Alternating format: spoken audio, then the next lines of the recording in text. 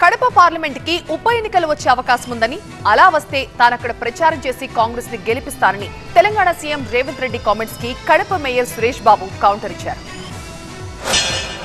ఈ మధ్య టీవీలో పేపర్లో చూస్తున్న కడప పార్లమెంట్కు ఉప ఎన్నికలు రావచ్చు అని. నిజంగానే ఉప ఎన్నికలు వస్తే ఊరూరు తిరిగే బాధ్యత నేను తీసుకుంటా. కడప పౌరుషాన్ని ఢిల్లీకు చాటే సందర్భం వస్తే కడప జిల్లా వాసుల తరఫున కాంగ్రెస్ పార్టీ జెండా మోయడానికి, గల్లీ గల్లీ తిరగడానికి, అక్కడి నుంచే ఎక్కడైతే పోగొట్టుకున్నామో అక్కడనే వెతుక్కోమని పెద్దలు ఏదైతే చెప్పినరో, ఏ కడప జిల్లాలో కాంగ్రెస్ పార్టీకి దెబ్బ తగిలిందో అదే కడప జిల్లా నుంచి, ఆ గడ్డ మీద నుంచే పోరాటం మొదలు పెడదాం.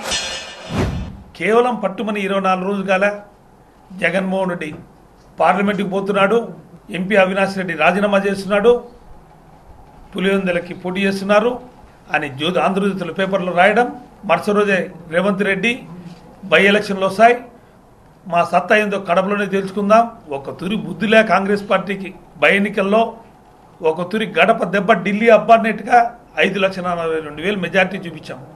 ఇంకా బుద్ధి లేకుండా ఈ ఎన్నికల్లో వచ్చి బై ఎలక్షన్లు వస్తాయి, జగన్మోహన్ రెడ్డి గారికి ప్రభుత్వంలో గల్లీ గల్లీ తిరుగుతాడంట. కడప జిల్లాలో రేవంత్ రెడ్డి వచ్చి గల్లీ గల్లీ తిరుగుతాడంట. ఇట్లా మాట్లాడడం ఏమనే చర్య? మేమంతా ఖండిస్తున్నాం.